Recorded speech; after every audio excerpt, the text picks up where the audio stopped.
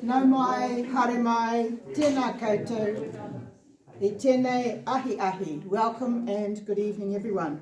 My name is Margaret and it's my role as convener of the South Alive Housing Action Group to welcome you all. Thank you for attending what is becoming a regular fixture on our calendar, exploring alternative housing ideas going towards sustainability, which is why glasshouses fit in. As long as you don't throw stones, I guess. First though, the housekeeping.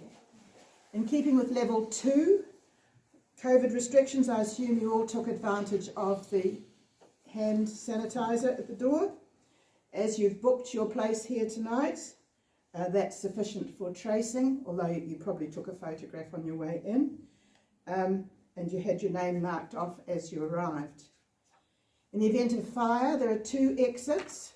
The one you came in, and you, sir, are in charge of the one next to you. So like on the aeroplane, are you comfortable with that? You just open the door and throw them out? Is there a chute? Nice flight. The assembly point is at the car park over by the mall. Toilets can be found down the corridor towards the shop. Please don't go as far as the shop. The alarm is an excruciating noise, so we don't want that at all. In the event of an earthquake, drop, cover and hold is the order of the day. These chairs are interestingly made, so good luck with that. But you also need to move away from the glassed areas, which we have a lot of, maybe towards the foyer or this end of the room. When the shaking stops, we'll reassess the situation. For your information, the presentations are being filmed and will eventually appear on the South Alive YouTube channel. You, the audience, are not being filmed, so that mitigates any potential privacy issues. Our group has always wanted to bring this series free of charge to you. We started back in October last year. My goodness, that's a year ago, next month. At that time, many people said we should charge because the programs were so good. But we resisted that, but would welcome a koha if you feel inclined. And a koha jar is at where you came in. It would help pay for the advertising, which is quite horrendous. Which brings me to my next question. We are always assessing the best way to get to you, the people. So I'm going to do a survey, and you're able to answer as many questions as you like. So how many about this event saw the advertisement in the Express? Okay. On Facebook? Oh, that's very efficient. The poster in the hallway on the way to the shop? No. Okay. Heard it on the radio? Right. Word of mouth? Is anybody who hasn't put their hand up yet? Okay, so that's covered everybody. Yeah, that was my next question. Why are you here? Okay. So, right, I'll leave that bit till later. Finally, raise your hand if this is the first time you have visited this venue. Oh my goodness. 5, 6, 7, 8, 9. Thank you, and 1,000 welcomes especially to you. This is the South Alive Trust community building, and it's for events such as this. Tonight's topic, you'll hear a series of speakers. There'll be an opportunity for questions from the floor after each speaker. Sometimes people get so enthusiastic that they pop out a question, or it pops out before they stop it during the presentation, but we would prefer that questions came at the end. So if you can hold it, that'd be great. Sadly, under COVID-2 restrictions, we're not allowed to offer a cuppa and supper tonight. So that's a shame. But without further ado, it's my pleasure to introduce Jules, who will talk about why we're doing this gardening series in the middle of our housing months. So Jules, the floor is yours.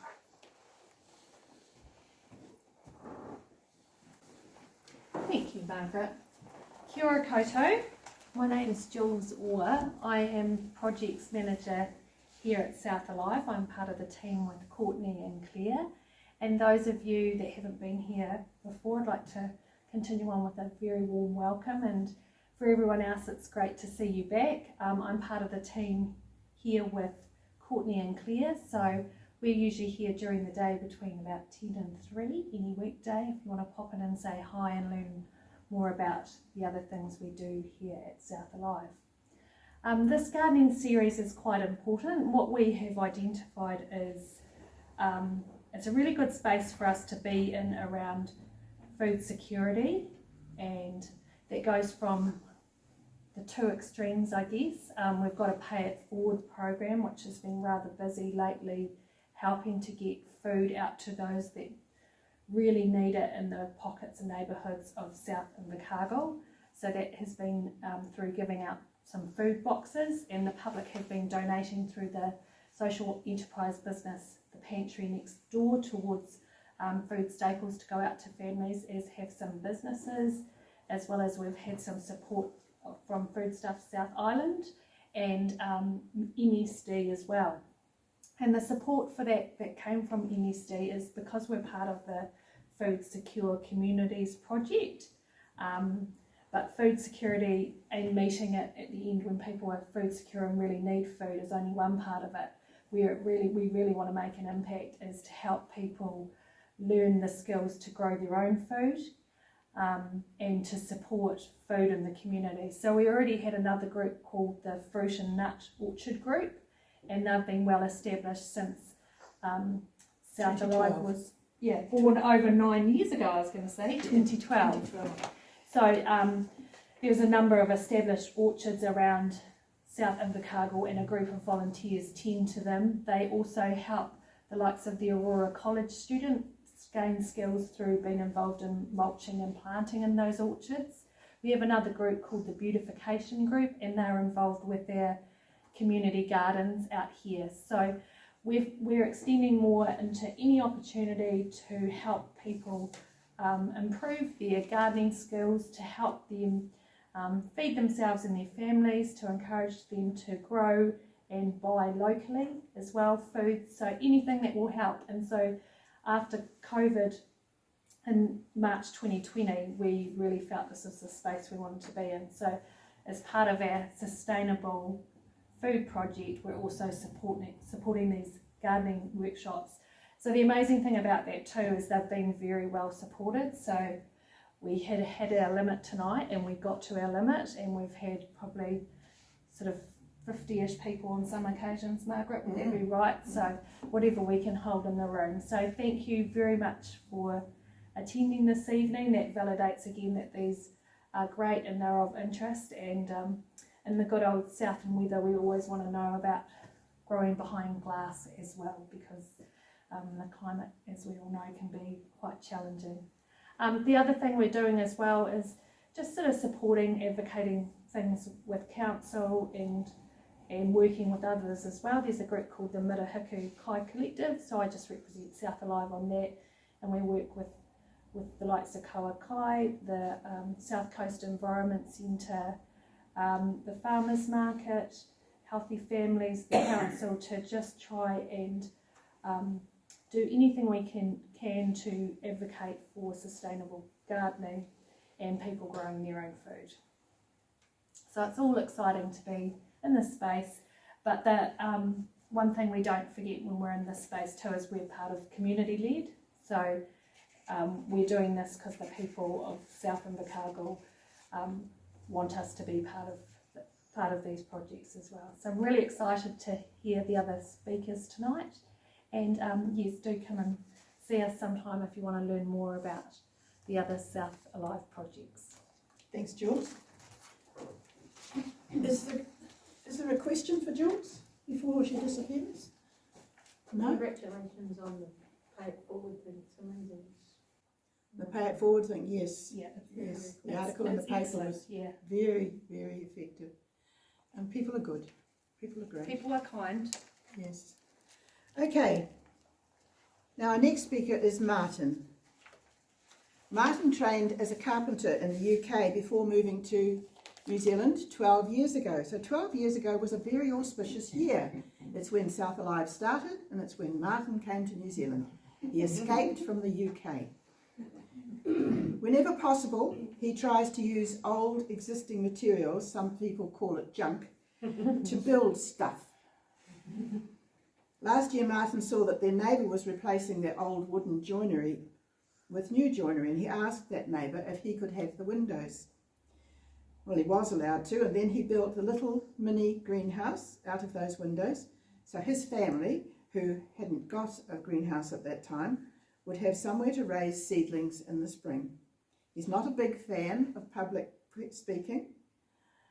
I've got written here, but he agreed to come and share his story, although he has leaned on me a couple of times since he arrived tonight to say, I'll just put up the picture and ask questions, really. But no, that's not what's going to happen. But he's hoping that somebody may be inspired by his experience. So thank you, Martin. You may come up now.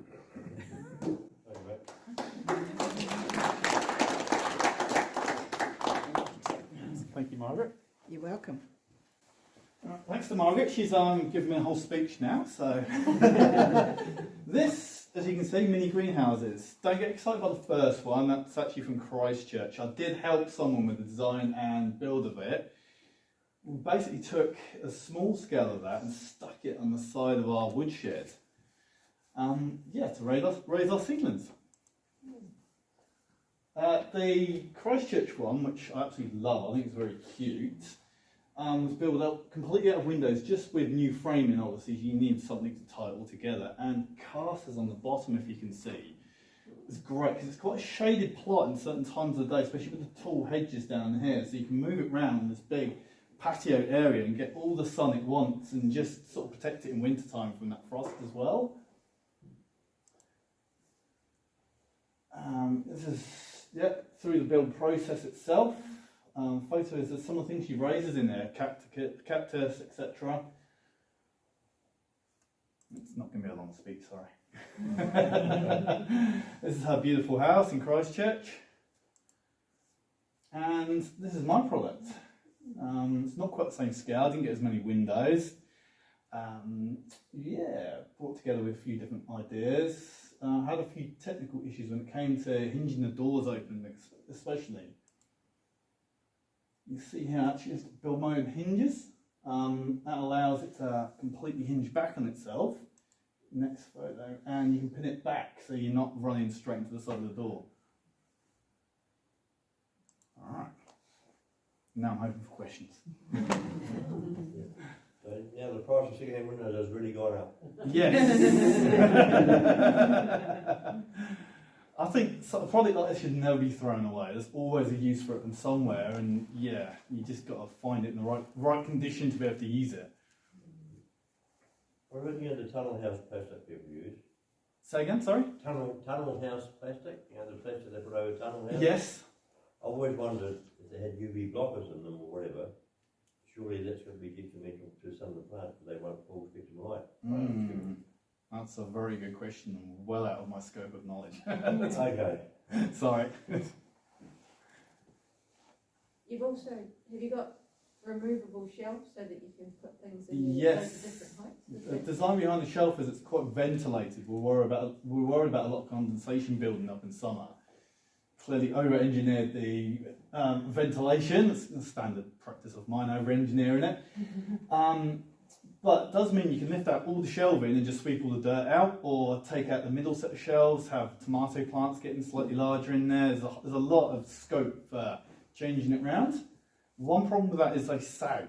I'm not really come up with a good concept to getting around it at the moment.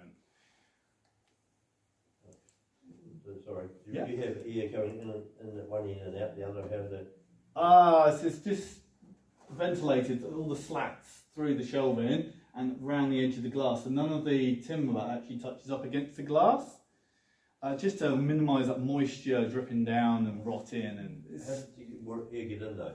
Up through the bottom, so Right. it's literally there's a hole in the bottom, and it can fly up the top of the gaps around here. Okay. Had you thought about the treated timber? Yes. So are you using untreated timber on the shelving? And it's treated timber in the shelving itself. I have recycled some timbers, so I think that's an old pallet I've just cut up, so it's possibly not treated. On the whole, though, anywhere that I think it's going to be damp for a reasonable amount of time, which in Invercargill was a lot of the time, I've tried to use treated timber. I don't like it in the garden, but I tried to weigh it up against replacing it every 5, 10, 15 years compared to 30, 50 You might years. find though that when you're watering your things that it drips through and it does affect your plants. Yes. Because it's got like arsenic. Yes, definitely. So it might kill your plants in your lower shelves. I think I've tried to jiggle it so it shouldn't drip right through onto it, but I think it's a good thing to think about when you're building stuff like that. It looks really pretty. I like Thank it. you. I prefer the neighbours one though, our friends one, sorry. So do you grow tomatoes and grapes and things like that? Not grapes, yeah, we do grow tomatoes, we've got a whole range of things going at the moment, sunflowers. We use egg trays and just pot them up in there. It's a combination of peas, tomatoes, sunflowers, all sorts.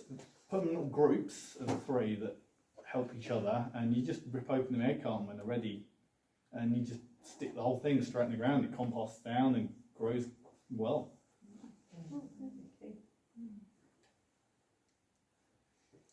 Okay, thank you Thank very you. much, Martin. Before you go away, Do I get to draw the raffle? you do, you do. Back in July, we were given a gift of this this thing. It's a bokashi composting system, and the donor, who shall remain unnamed, gave it to us, and we're going to make some money. And hopefully we've made enough from the raffle to pay for the advertisement tonight, so that's really good. How high will I stand on a chair? And the lucky one is, drum roll. Oh, it's got 2. We go at 46. 46, they mightn't be here, Okay. but I can tell you that 46 is Blank. blank. Okay. Things like good health here. We have 97. I saw 97. Jess. Jess, excellent. Jess will make a lot of use of this. Good. Yes, thank you very much. That was a good thing to do. Right, and I'll put that out of the road in case somebody's shorter than me. Good one. Thank you. Stand there. Right. Wrong part of the aisle. Good.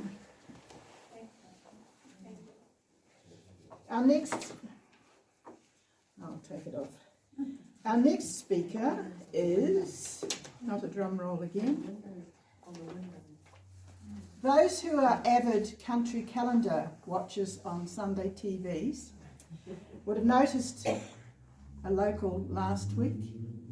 And we're so fortunate now to have this now TV personality and star in our community who will tell us about the niche market that he has found that I believe fulfills his love of producing food.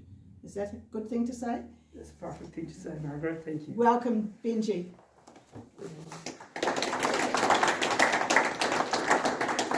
Thank you, Margaret. It's pleased to be here. I wasn't sure what to say. Even I was eating tea with our little one. Just a question: how many minutes I've got? So I don't want to take the whole. You haven't got an hour and a half. Oh, right. 10 to 15. Yes, cool. Thank you, Margaret. And we're having tea, and then Lib goes, "What's the time?" I said, "Oh, I need to be there." Okay, right. So got together, and then we put some photos together to show. Great presentation, Martin, and great way to actually make use of a lot of reusable material. Awesome. I'm going to talk about some of the things that you actually inside the house, what you can do. And so I want to show you what is actually possible. Sometimes, whatever space you have got in your house, whatever tools you have got in your house, okay, and what is possible with that. So, by the way, this is my garage. And this garage, we transformed that into a car area to this. So what is this actually? If I see if I get it. This area, so we did planted some garlic, and then she ate the whole lot of cocoa pulp. So the garlics didn't grow. So this is mescaline I grown in Invercargill, and mescaline something comes all the way from Christchurch. All supermarket mescaline comes all the way from Christchurch, but this thing growing right in Invercargill. So if you look at the quality, it's incredible quality. So it grows. So now I want to show you how do you grow them. So that's my backyard. Okay, so again, I want to show you what is possible inside here. I looked at my house and lawn. It takes me in summer 2 times to mow the lawn, and also it doesn't produce any food. And I thought, what a waste of those space. And then we got some. Our business model, we are, by the way, I'm Benji, and I'm really bad at introducing myself. I'm managing director of Crunchy in Invercargill. So what we did here is we got some PB bags. So it's called a planter bag. You get them 80 cents from Dyax or Mitre 10. So if you get some of those bags, and then you fill them with dirt or coconut husk. Okay, so once you fill them up, and then use Martin's trick. Egg tray, put some soil, put some seedlings, and then you can transplant them. The good thing about this is you can put them like right inside your room. Like in the corner of your lawn, is the corner of your deck, wherever. You know, that's the beauty of it. So I've been doing a bit of experiment with, you would be very surprised to know, 70%. Oh, here's the other thing. So I did bring some of my product to take home for everyone here. So I got 10 of them. So we've got to find 10 lucky people. Are you allowed to do this? Yeah. Okay, right. You're not making money. No.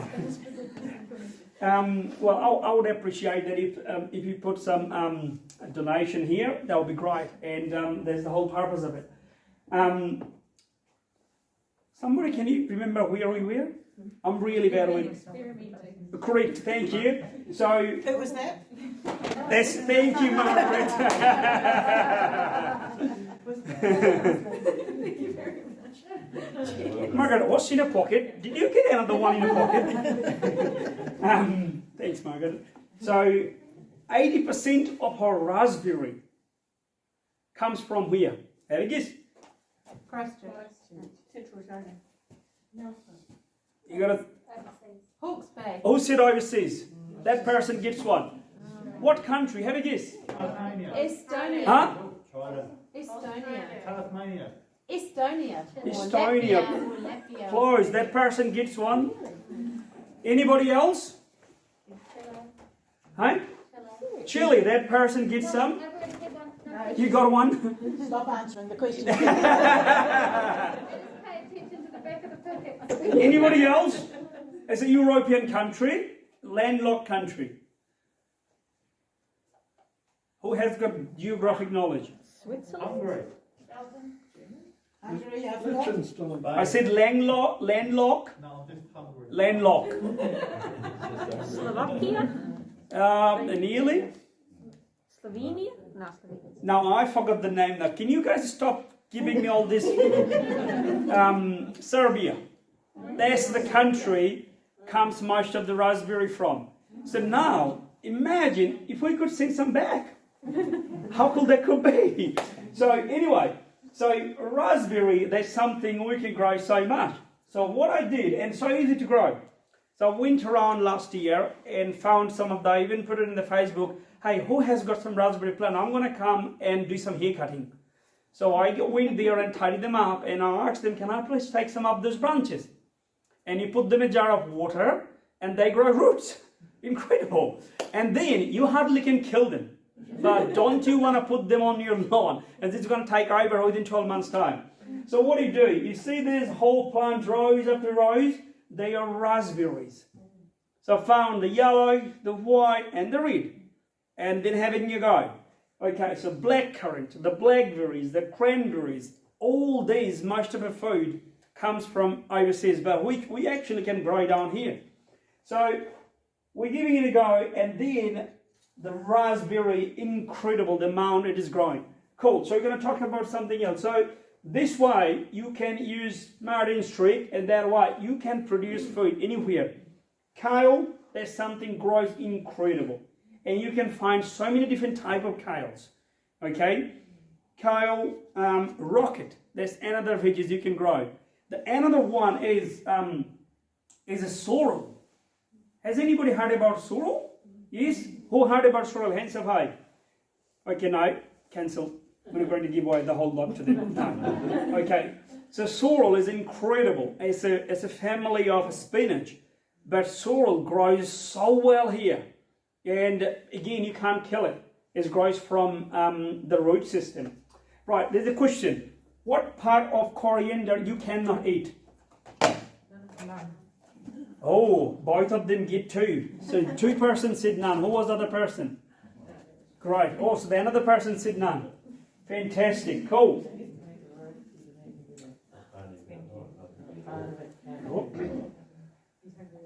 Okay, so another thing we're going to talk about today. So these are one of our main product we're supplying at the moment, pantry you can get. So these are the ones, are different type of microgreens. This is incredible food, and a lot of us, we still don't know, these ones contain 6 times more nutrients than actually growing up plants. So it's a I call it a superfood. So these ones, you can grow them, you know, these are some of the ones I grown when I was starting this whole thing out. Is you can grow them on your windowsill, and you can grow them pretty much anywhere inside your room or maybe in the garage. So you get some seeds, you soak them, and then you need to make sure you put them in a jar with a lid on, but has got at least 1 or 2 holes so that the airflow goes in and out. And then once they germinate, you put them on a flat bed of soil, you put them on there, and they will grow. And you harvest them and eat them. The only thing is you can only harvest once. Those ones, but it is a great addition to your food, and you can grow all year round.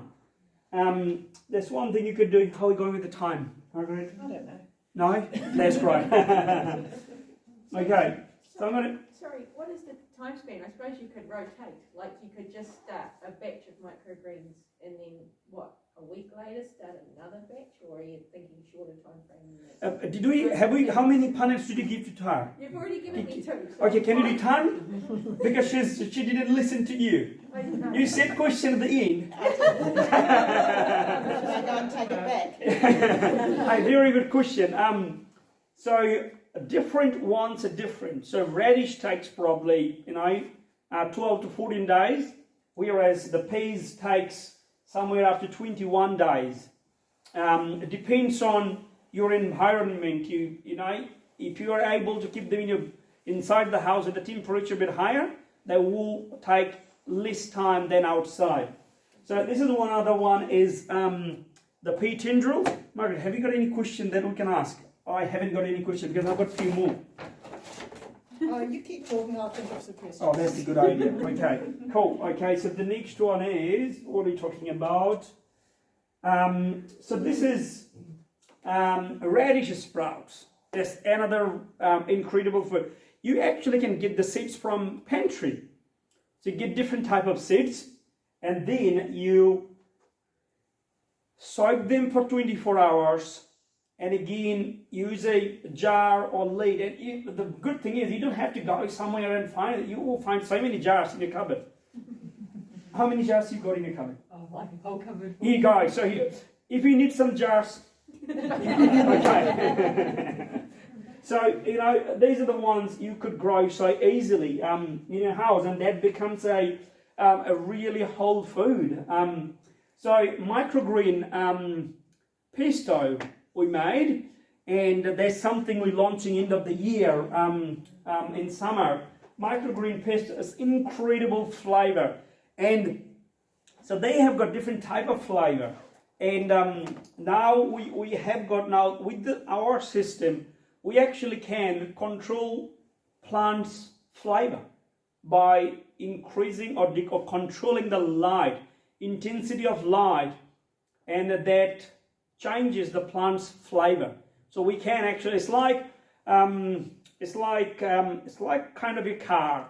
You put a fifth gear on your light, and you kind of come up with a different flavor because your light. So these are the lights are full spectrum, means 0 to 1000 nanometers. So that's what the wavelength is. I don't understand much of it, to be honest. But if imagine cutting that wavelength into half, so then you will get 0 to 500 nanometer. Okay, so that spectrum of light, the plants affects or behaves differently under that sort of light.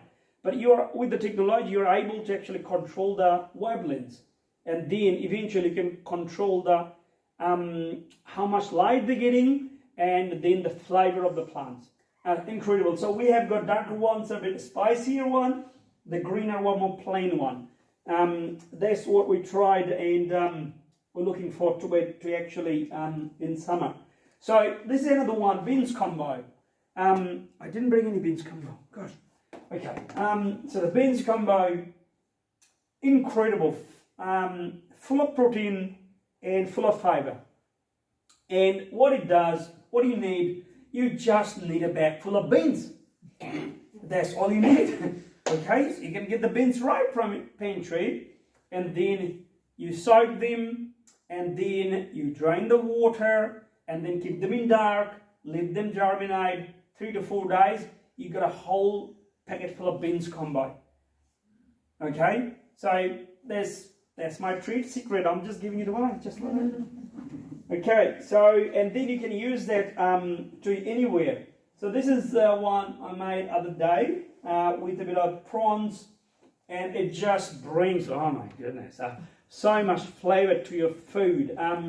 So this is actually 8 rainbow. I just sprinkled them on top of your food, and you actually can use it for anyone. What do you call it? Like, I lost the word how to express that. Like in any food, pretty much. Recently, I got one of the things we're doing in Facebook was our crunchy boost bag, and there are 5 different people who won every day in a week. And then one of the lady, she has got 2 daughters, and then she goes, Benji, you dropped them off, and then my both daughter ate in the whole lot. I was shocked. I asked her, how old is daughter? She goes 12 and 10. What? 12 and 10, they're eating veggies. You are great. So I said, well, I'm going to drop off some more, okay, if you don't mind, because these are something. So these are many different things you could grow. So beans combo you can grow. There is a snow pea. So again, with the pea seeds, you can pea seeds. What you can do, you can soak them overnight, and then you put them on a flat piece of soil, and they will grow. And you can harvest them, and then that becomes your food. You don't have to wait 6 months to get the pea pods, you know. So which is great. Alfalfa. You actually can get those seeds. There's a process to do that. So you again soak them. If you do it daily, if you rinse it, drain out the water, rinse it, drain out the water, you will get a bag full of alfalfa over 8 days. Okay, and then you can enjoy that for the next 7 days. Eat rainbow, that's what you got at the moment. Broccoli sprout, this is one of our biggest sell. Broccoli sprout says you get the broccoli seed and follow the same process, and then create broccoli sprouts. That one, radish sprouts, you already know. Coriander. Some people say, oh, I can't grow coriander. Okay, so coriander, they don't like, they're so fussy. Who is the fussiest person here? Great. Okay, thanks for your bravery. I know you're not fussy. So coriander is something, they don't like too much heat, they don't like too much cold. Okay, so kind of need to keep it and they don't like too much sunlight either. Okay, so they will go both like they will go into city. So somewhere you have got shaded area, summer coming, even in spring this time. What do? Sprinkle some seed, make sure you cover the seeds, and they will just grow. And you can enjoy that fresh coriander there. It's not hard to grow, honestly. What's that? Thyme. Thyme is, again, something you cannot kill. It will just come up back and back. And that's your herbs, beautiful herbs. Basil, okay, I'm not going to teach you how to grow that because this is how to grow. And you're going to lose your patience and you're going to lose your gardening, and then you probably, I don't know. Next time you see me, Benji, out of here. Okay, sorrel. Sorrel is incredible. I love sorrel. And sorrel, I'm getting the name right, is actually southern spinach. I want to call it southern spinach because it's incredible flavour. And a baby kale. Kale is something that you can grow so many different types of kales and use it. What else? I think I ran out of photos.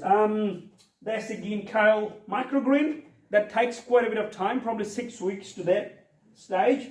But oh, goodness, just incredible flavour. If you start eating this thing, you're not going to eat again those big vegetables, to be honest. They are incredible. I think there's the beans combo. And see if I've got any. There's broccoli sprout. These are the different stages of growth, okay? This is probably 3 days, 4 days old, okay? And then, because we do commercially, there's a bit of process involved in terms of you've got to make sure you're going to go through those food process and regulation and safety, but we'll go back to the question later on. I think there's so easy to grow. There's actually, have a guess, what is this? A woolly hat. Very close. He's definitely not getting one. Yeah. And what? No. There's a Chris? A green killer. That's actually alfalfa sprouts. They just growing on a piece of plate. Yeah. He was going to say that, so he get one. That's okay. I'm out there. Cool. Any question? Here's a question. Yes? Can you please show that setup that you've got in the garage? Like, how do you do that? Because you showed with all those lights and shelves. And How do you go back to the photo? There. Okay, so remember the thing I was talking about is the light. So this light produces that spectrum that we want. So that spectrum, we can control the intensity of this light. And then different layers that we want to create different type of flavor and different type of colors. And they have different stages of growth. Yes, so what was the question again? basically, tell us about it, please. Yes, so setup, yes. So that's got the light, and obviously, other thing, living in Invercargill, I think we're really grateful we live in such a place. It's so beautiful. We get so much rain, and we so much water. So I guess we will never ever struggle with actually fresh water, which is fantastic. But also it becomes a bit challenging when you're doing the farming. So there's the beauty of actually indoor farming. You can control the temperature, you can control the humidity. So this is the environment you're seeing as a controlled temperature, humidity, light, airflow, and the timings. So we had to build up a software that actually controls this whole lot, and also it gives us how much we need to seed next week, how much the week after. So our that software to build, it took us a year and a half to actually get to the year. That gives us the projection, actually this is to do, and then our guys, we know, okay, this week we got this thing to do. So yes, I don't know, I'm really bad answering questions. Could this be done by someone just in the garage on a DIY basis, or is it hard to set it up? No, this I'm the founder of this company. I started this. Have I got that photo? Somewhere. So if I wanted to grow just a little bit for myself, This is is it hard to do that on a little scale? There's a place in Lake Kiwi, down in the fish and chip shop, they sell like lights and all that sort of stuff, hydroponic shop. Yes, the hydro home. Do that Yep. at home myself. Yep, you could do that. So I guess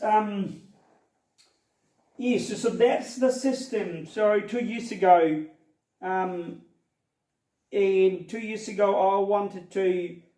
My partner, she was pregnant. We wanted to do something different. So we finished our job and all those, and then I wanted to do something different. And then we started doing this, experimenting with the seeds. And then she thought I'm the craziest person she has ever met. And then we started doing it. And then I started looking for actually how we could make a system where we can control the environment. And I have got a background in engineering that might have helped me a wee bit to be able to do that. But it's the whole system. We actually build it ground up. So we found different racks, and then that rack didn't work. We found different trays. That trays didn't work. And we found a seed supplier. The seed was getting contaminated. It's the trial and error for the last 3 years. And I guess we just kept pushing forward, and we end up coming up with something really, really cool. So I think the answer is no, So, without giving away state secrets. right, yeah, I'm really bad with answering question. Yes. How many seeds makes like a meal?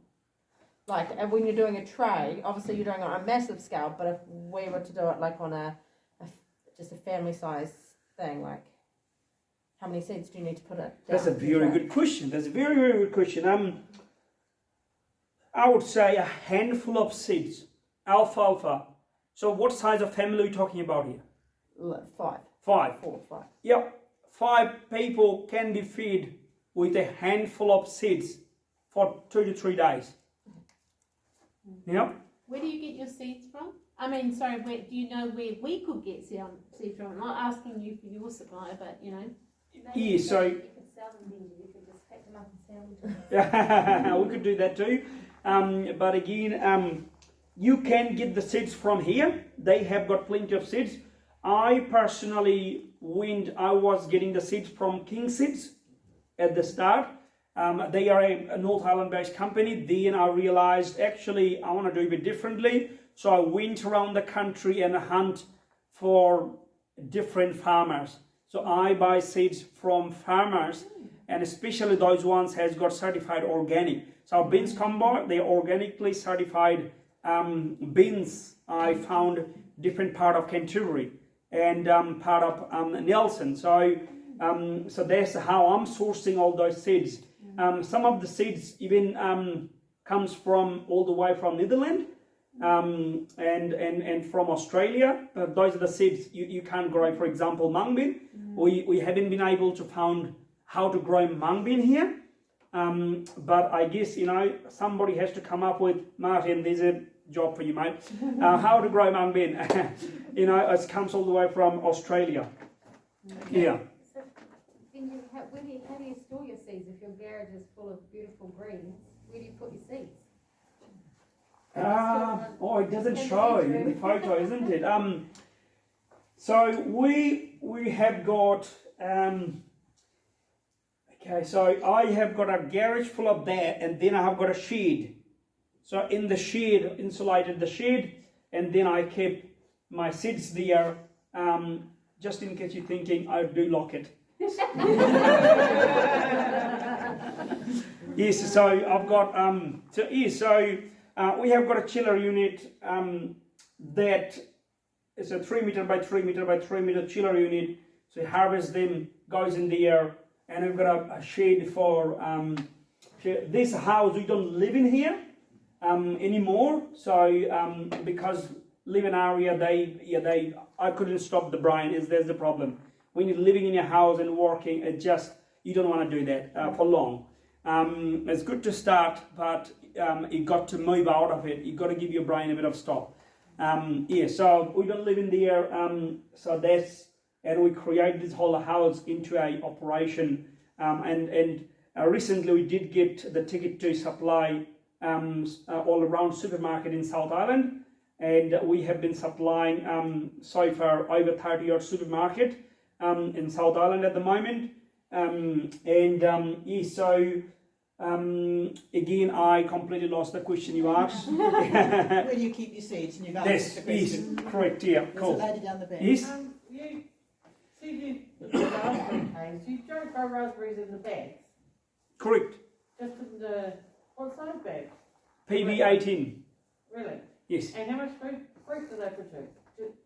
Oh, I'm going to find out end of this year. Okay. Yes. And the second question is, do you get more than one pick from your mescaline? Do you pick? No, many times. Yeah. Yeah, you will get at least four harvests from mescaline bag. Yeah. And one of those bags, if you put, for 5 in a family, a bag of mescaline, that would get you through, I don't know, the whole summer, You just put a bag up like that, 5 bags, 5 champions, 5 bags, okay? Each person needs to look after their bags. Here you go. And then 5 bags, you harvest 5 bags, 1 bag a week. And that gets you through. You will get at least 100, 200, 300 grams out of 1 bag. And then, that's that bag of thing, you get it right from there. Yeah? Yes? I just was interested, you were talking about the coconut husk in the bags. Do you have to fertilise that, or is it got enough goodness in that for the plant? A good question. So coconut husk they have got good pH, they have got neutral pH, so pH 7 is the neutral. So they are pH neutral, but they don't have got any food. So you're doing it to, the best thing to use with the coconut husk we found so far is seaweed. So you go in the beach and then dry them, and you put them on a tub, and then you put some, like a tap water, and it just creates the food, and then just dip it in, and that's a great compost. So it's a liquid fertiliser. Correct. Yes, Margaret. Yep. So sorry, you put your seaweed in basically you let it rot in a bucket of water. Not rot, I would say. So what do you do? So you got to dry it fast. So otherwise, what would happen? It does brings. I actually don't know what it brings, but it doesn't work. So dry the thing, and then after drying, then you put in a bucket, and then you just put the tap water, and it creates a really good liquid fertilizer. Yeah. That really stinks if you leave it Too long. Yes. Yeah. Okay. You are actually over the time I thought, but I didn't tell you. I warned you.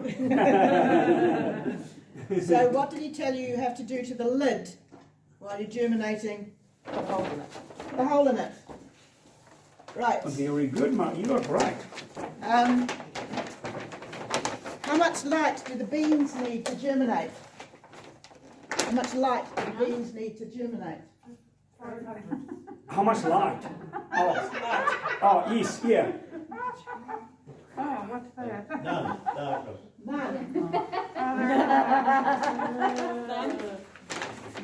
Just That's right. That's right. Just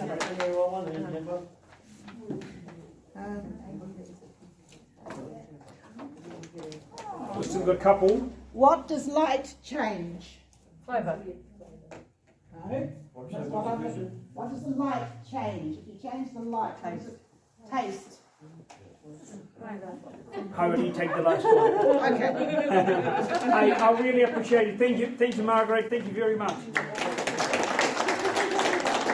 So we've got another question, yes? You said you graded your raspberries in those bags, what, to full size? Yeah. Correct. So, So, correct. So the reason is you don't want to put raspberry on his soil because what raspberry, yeah, you know what it does. So they grow from the roots. So that means, and their root system stay alive for 25 years at least. Okay? So, and not only does that, so what it does, it roots creates a new root system after every 25 years. So you think in the 25 years it's going to die. It's actually the old root dying, but it creates a new sort of root, taproot that continues. So yeah, that's why we try to keep it contained. The landlord will not be happy, but I don't care, I'm moving out. So that's the new edible gorse. So that raspberry, what else, like, would you grow all your little, like you say, your carrots and your stuff, they would all be fine In bags. In bags, correct, yeah. Yeah, they will need food and water. And as long as you give them the food and water, they will grow. Even there's a farmer up in Whangarei. They have got orchard, but they recently transformed some of their orchard area into raspberry farm, indoor. So they put a tunnel house, it's like gazebos, longer size, and you put the raspberries in there, and they grow hydroponically, but they have got the soil, but they have got something called, it's like a, you have got a hydroponic system that grows, that feeds the bag with those liquid fertilizer and water. Yeah. I thank you very much, everybody. Cheers. I shall look at my cranberry bushes again tomorrow and see what they're doing. I'm assuming Back in June, we heard from our next speaker who told us about the work that she and her team did around composting. They did it on a large, or they do it on a large scale. So tonight, Lee and the team leader from Queen's Park and her colleague Kay, a winter garden attendant, is going to tell us about their latest project. So we welcome Lee and Kay.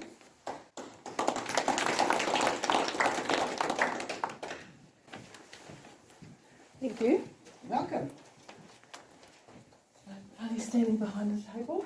Behind the table, you can take the mask off. Thank you for inviting us back. June, was it? Gosh. Yeah, 3 months ago. Okay, so much has happened. So we don't have anything to show you because what we're going to talk about tonight, we haven't actually done it yet. When Maria phoned me about this, we'd changed tack with what we were doing in our winter gardens for starting, I think it's June next year, June next year.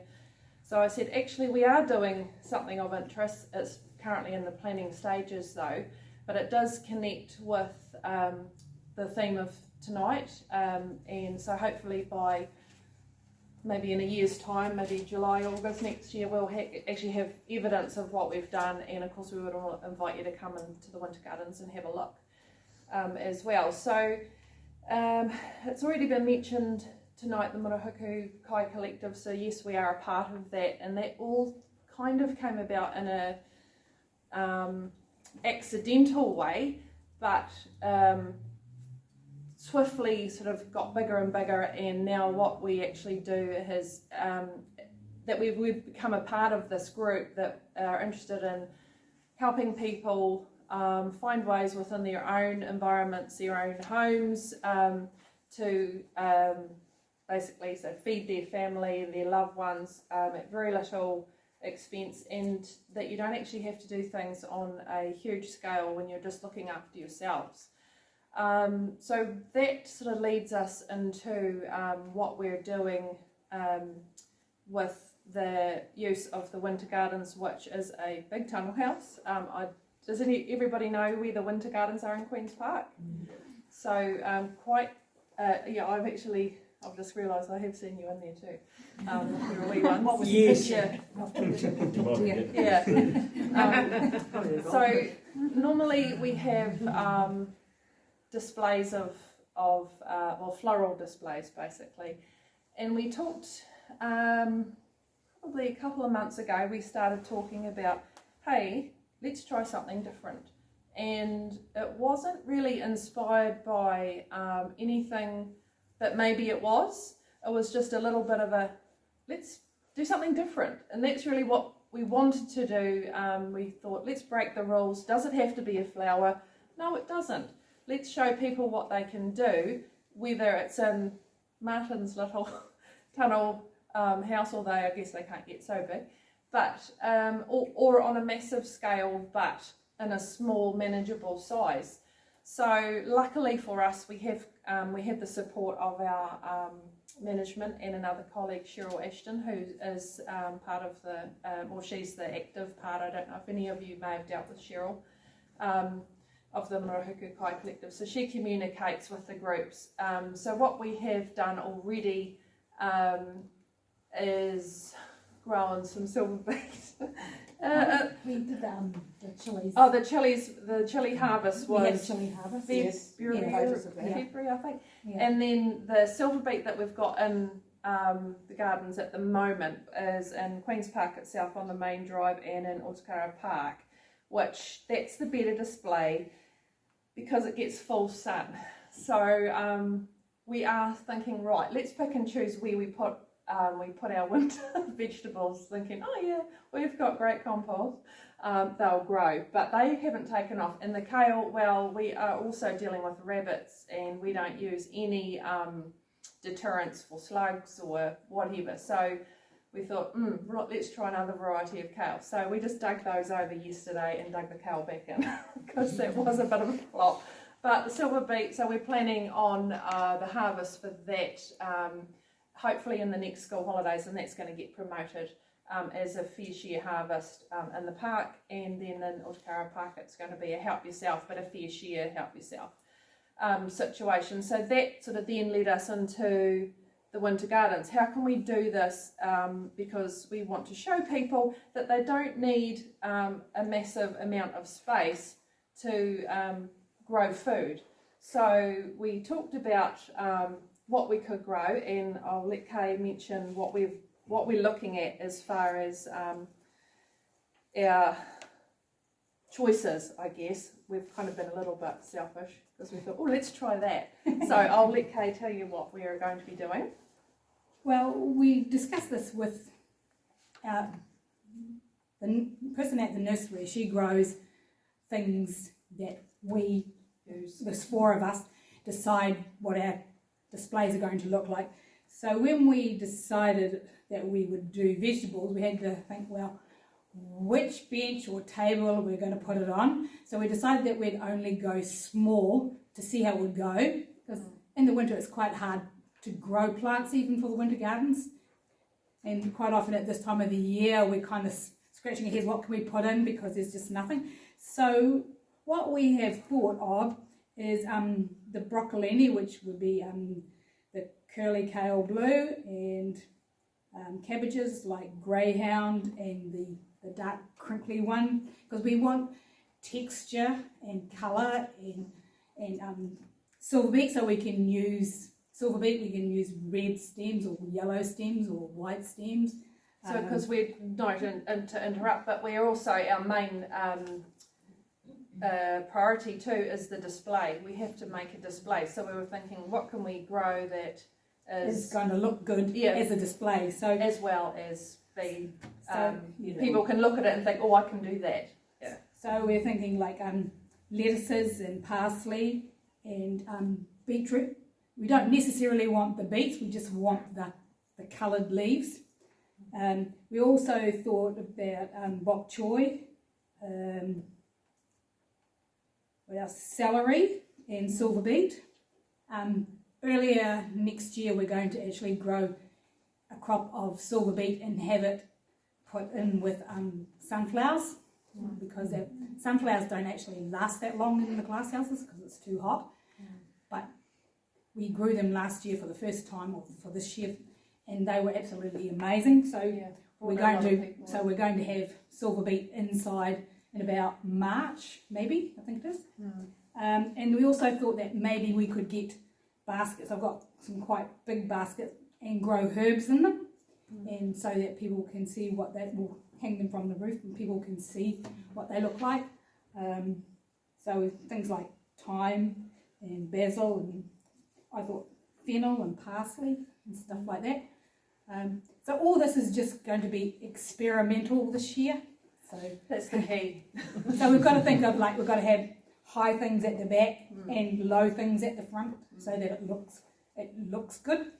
And logistically, we also have to say what we do with the winter gardens is we plan a year in advance. So we've just done that recently. So what actually happens is at our nursery, the lady that looks after the seedlings or the seed sowing for the winter gardens, she basically has to say, okay, you want this much of this, in this case vegetable, obviously there's flowers throughout the rest of the year, and then count back to how long it's going to take her to reach the display goal. So we don't necessarily want the silver beet when it's this big, we just want a little baby one, and then we want it to be able to grow, and we want people to come in and their children could say, oh look, that one's growing so much in 2 weeks, or last time I was here, or just to basically get the visual right up in their face of what happens in the life of a vegetable, because let's face it, a lot of kids think they all come from the shop. So we're trying to push that there's ways that you can actually do this in your home. And so by that, what we're actually doing is setting a schedule for a turnaround, because we also know that something might reach its peak in, say, 8 weeks, and we want this particular display to last for maybe 12 weeks or 16 weeks. So we have to have enough material to cycle through the time as well. And we even talked about people, unfortunately we have had thefts from the winter gardens. A lot of people like a pot plant and they sneak it, which Kay knows everything. Anything that's moved, I know. Yeah. I've worked there for too And long. of the hundreds and hundreds and hundreds of pots. But in this case of the vegetables, we sort of wouldn't mind if someone like ripped off a few leaves. Even just came and asked. And just ask. Yes, That's all we ask. because that's what it's all about. Like So we'll be able to take a couple of stalks of silver beet or something, or a few lettuce leaves, and give them to, because people, when we have the chilies in, you can guarantee that they get stolen. Yeah. So we did. I can come in and I can say, yep, they've taken some off that one and some off that one. Which is almost fine, like stolen is not the right word, but it is, because it's like they're for everybody. So we get a little bit annoyed when people say, oh, I'm going to have all of those. But we did actually put signage up for that, because there was the ghost chilies. We had those chilies and they are really, really hot. Yeah, and then we thought, oh, should we? But I have seen high boys that are supposed to be at school walking down the drive, and they're going spitting as they're walking along, and think, serve yourself right. But so what we're going to be doing, just as a advanced bit of information, I suppose, if you're thinking, gosh, how are they going to do that? We're going to use a whole different array of pots and buckets that, of course, we've got at our disposal. But what we're hoping by doing that is that someone will see what we're using and say, oh, I can do that, or I can just grab that old paint bucket, put a few holes in it, make sure the paint's out of it, and recycle that. It doesn't have to be a specific type of bucket or container that you've paid $15 for from Nichols or what have you, even though that would work well. But you can probably find something at home or at a second-hand shop maybe that would work, or build something yourself, create a wooden setup. But we're going to be using an array of buckets so that you can also manage them. Like they wouldn't be too big, you could pick it up and shift it. You might need to follow the sun across your deck, or it might, in the morning they might be on your back doorstep, and in the afternoon, if you have that luxury, you might be able to put them on your front doorstep. We just want people to know that there's ways that you can actually do this for the benefit of yourself and your family for cheap. Obviously they sell a lot of seeds here at the country, so but also if this small display that we're going to do works well, we will do a whole bench in our main display house. Yeah. And maybe even 2 benches. Mm. We'll just see how it works and see what works. So because at this stage we just don't know. We have to be aware of green fly, no, The aphids, aphids. because if like silver beet, for example, that's a feasting station for them. So we would be regularly. How often did we think? Maybe at least once a week. Plants open. Aphids hatch about every 7 days. Yeah. So you need to. But we don't use chemicals in the winter. No, it's organic. So that's why we would need to be very particular about what is happening within the veggies, and that's a whole nother, as I say, meal source for the odd bug that does get in there. Not too many, but I reckon marigolds and garlic. Exactly. So certainly marigolds is a great one because for whatever reason they do prefer to go there first. So that could even be complementing. We thought about them later on in the piece, but we could even, thank you, put some in amongst the display, and if exactly, whip them out and put some new ones in. That's right. Yeah. So there's always that companion planting that you can do that just basically permits you to carry on with your daily life and not stress too much about what's happening in the because that is typically 18, 19 degrees in there, or hotter in the summer. So in the winter it's the temperatures are actually set at 14 in John Baker Wing as a minimum. It does get lower than that, and especially in the cold. But I don't think we really want it hot. No. So it's just keeping that. In the summer it would get too hot. They wouldn't do very well in there. No. I've had the temperatures up to 47 degrees in those glasshouses on some days. Time to go home when it's 47. But so we're excited. We've got the support of our parks manager, Caroline Rain. So she's very much pushing for when I say feed the community, it's about the knowledge and the examples, and then there's some opportunities which we're trying to do. Failed with the kale, more successful with the silver beet, but we're trying. So I think that's the key. The take home is that we are having a go at it. But I think that is for all gardeners, isn't it? You try something, it doesn't work, you try something next time. Yeah, that's right. And it's so good to hear that people at Queen's Park get it wrong too. Absolutely. Yeah. We do have a wide range of resources and knowledgeable resources that we can talk to. But hey, the world's changed, the seasons change. Like something that someone did 30 years ago may not necessarily work now. So that's why we like to just say everything's a trial. It kind of covers us. Any other questions or comments? Yes. A little bit, because I'm obviously thinking about veggies in a greenhouse, but it must apply to you guys. Greenhouse maintenance, like looking after what do you do with your glasshouse, say between seasons, like to keep it, like what sort of routine maintenance would you guys do? A lot. Who does all of that? Between each display that I put in, I take everything off the bench. I water blast the bench, the windows, the frames, the floors. To keep the floors clean, we use BioShield. Because I've just started, because we were using wet and forget. BioShield's three times less expensive. Sorry. Yeah. So we'll have to say that. So we've got to try and keep the algae down and keep the benches clean. To keep the bugs down, the more you keep it moist, the less bugs you're likely to get. Because it's when the plant dries out that they become weak, and so that means that the bugs go, ding, I'm going to kill you. So So it's that cross between algae producing and bug keeping away. So there's a fine balance. And it's just cleanliness. Yeah, it's hygiene basically. It's like basically my whole job is cleaning, because I'm cleaning the plants every day. I'm cleaning windows. I'm cleaning floors. Yeah.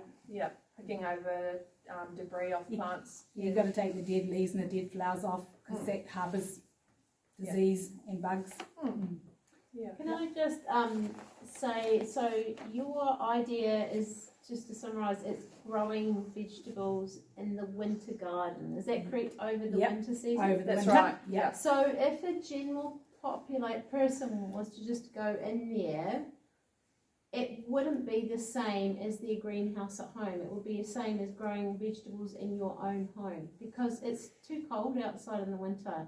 I kind of, in my mind, thought, oh yeah, I've got a glass house.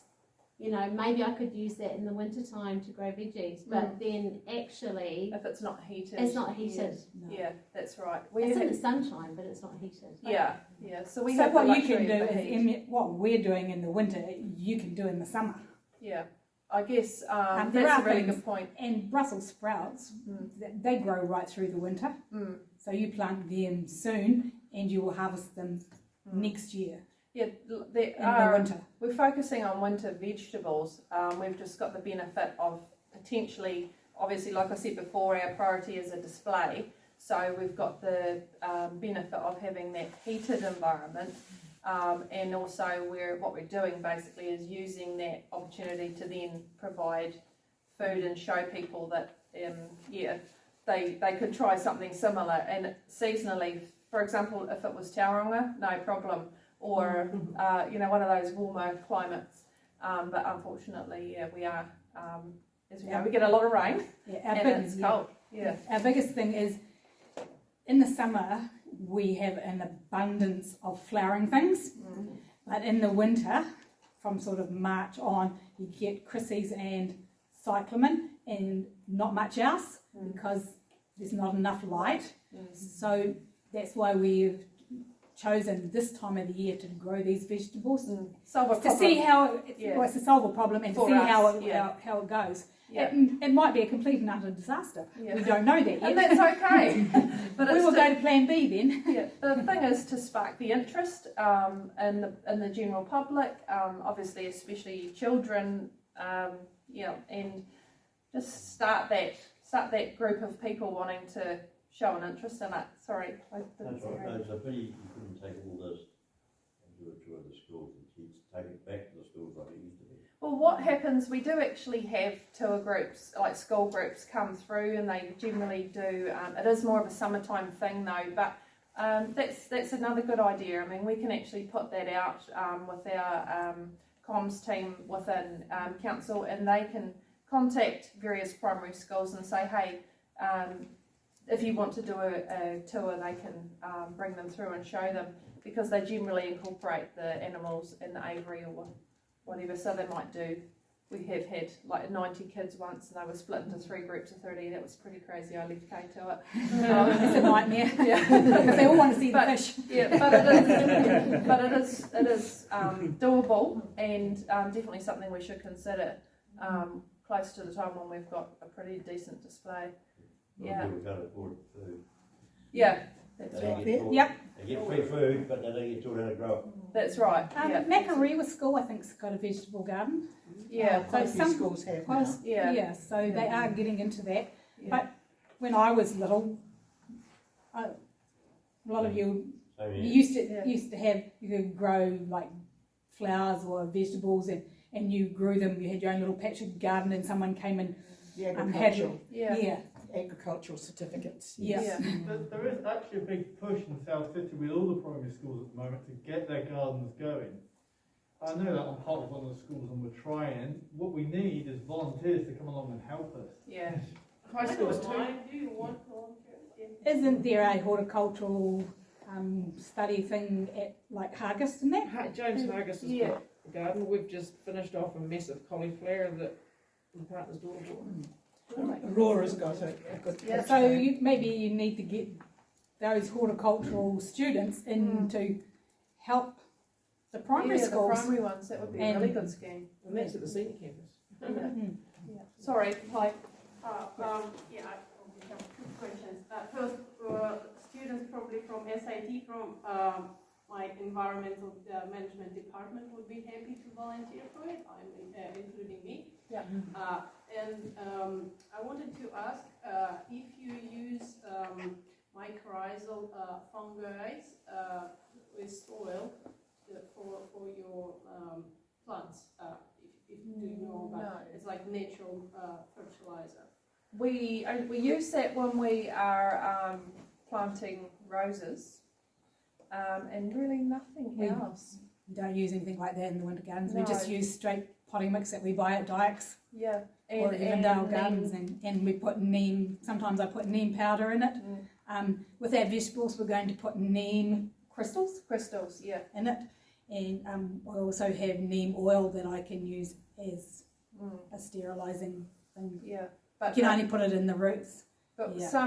as far as so that it's like a growth promoter, we use that with the roses because they quite often come bare rooted and they've been from another town and they're moist but they're like ready to grow and they're hungry. So we want our roses to succeed as well because of the cost of them, and rather than just risk that they might not. So that's when we use the I have trouble saying that word. So. Mycorrhizal fungi. Yeah. Yeah, I just don't know. I found about this recently, and I was like, oh, it's very good stuff. Could be used. So Have you used it? If it's possible to maybe experiment with it somehow. We probably got it at the nursery, and we probably could do some pick a vegetable or certain pots and try it. We've definitely got some in. I know we've got some in our store in Queen's Park, so we certainly could. Yeah, just to have a go. I just never thought of using it in the vegetables because you sort of think, oh, well, they'll grow.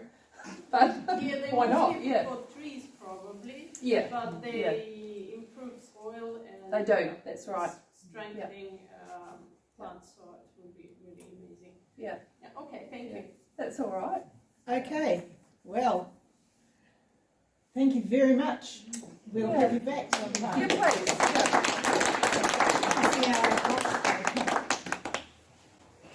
And the evening traditionally finishes calling upon the officials. So Jonathan Shaw is here again, and he's, if I just look at my notes, he's got a title. Yes, Manager of Planning and Building, and he's going to also introduce a colleague he's got with him. So Jonathan's going to talk about compliance issues with Martin's building against his woodshed.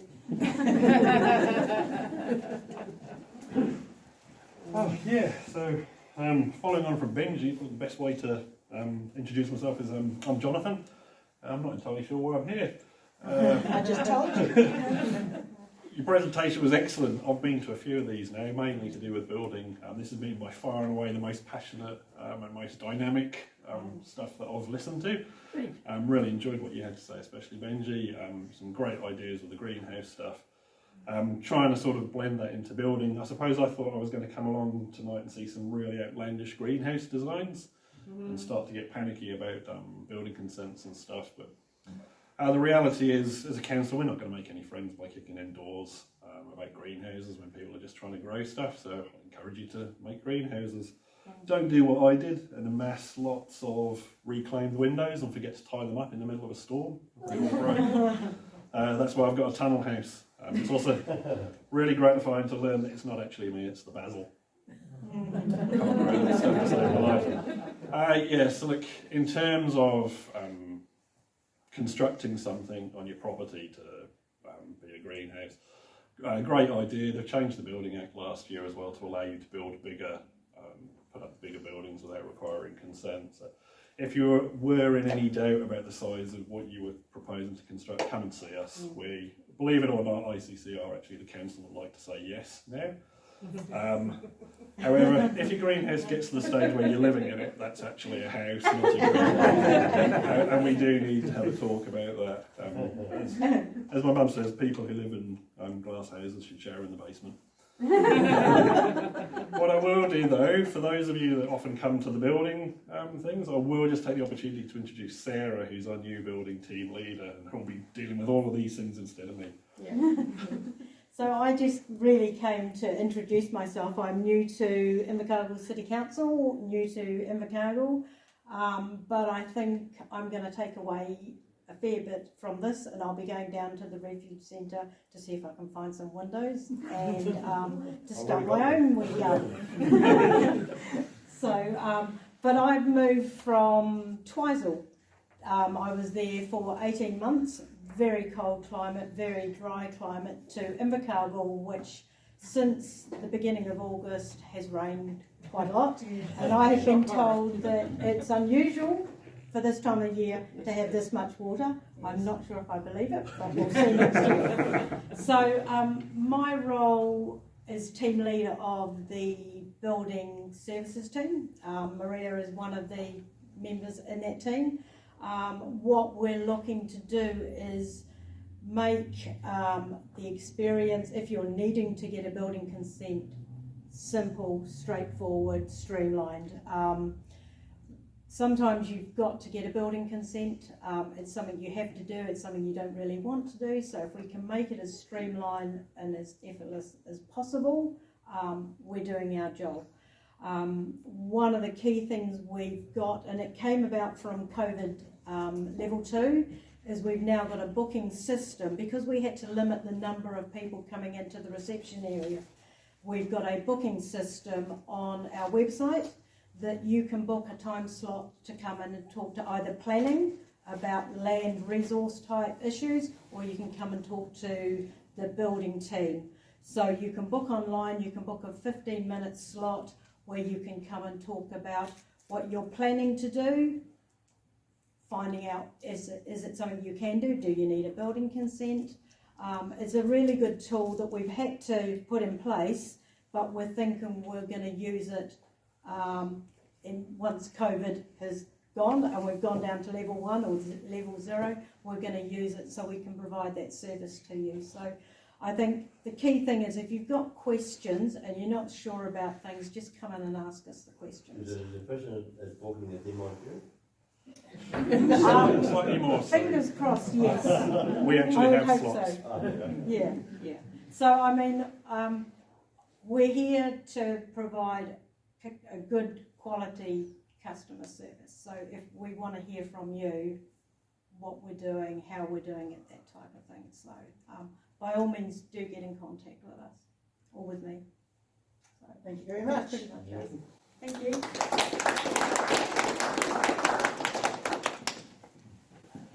And that's the program for this evening. Just what did we learn? You've all taken something away. Martin with his egg trays. Benji endorsed the egg trays. And he used the word sorrel quite a lot. Isn't that what farmers feed their sheep on? Farmers feed the what? Sheep. They grow sorrel in their paddocks. Well, sorrel has got different type. Right. Might be one of those. You might find some seeds there. And as I said, I'm pleased to hear that, sorry really, but pleased to hear that the Queen's Park can have a flop. And at my front door I have a little rose bush in a container, as lots of people do, and one of my jobs during the season is to just squish the aphids. That's a lot of squishing, Kay. And people living in glasshouses, Jonathan, there was a gentleman who was going to come tonight but he had to apologise. He's actually got his eye on a glass house that's on a hill in a part of Southland I'm not going to tell you about, and he's going to build his house inside it. Oh, he's stolen that idea from a documentary that was on TV recently over in Netherlands. You mean he's going to put into practice something he learnt on TV? I remember watching that show. It was brilliant. It was a really good, and they had plants growing all around the outside and inside, the outside of the house and the inside of the glass dome over the. So that's his project that's coming up. So I'm not sure where he'll show. So I'm hoping, as with me, that you, as you were listening to these things, you were thinking about translating it to your properties, because obviously we're all different. Next month, Tuesday the 19th of, goodness me, it's October, we will explore building with earth. This will include a hands-on interactive component, so come prepared to play in the mud. or enjoy watching others do so. Keep an eye open for the advertising. Thank you for coming. Have a safe trip home.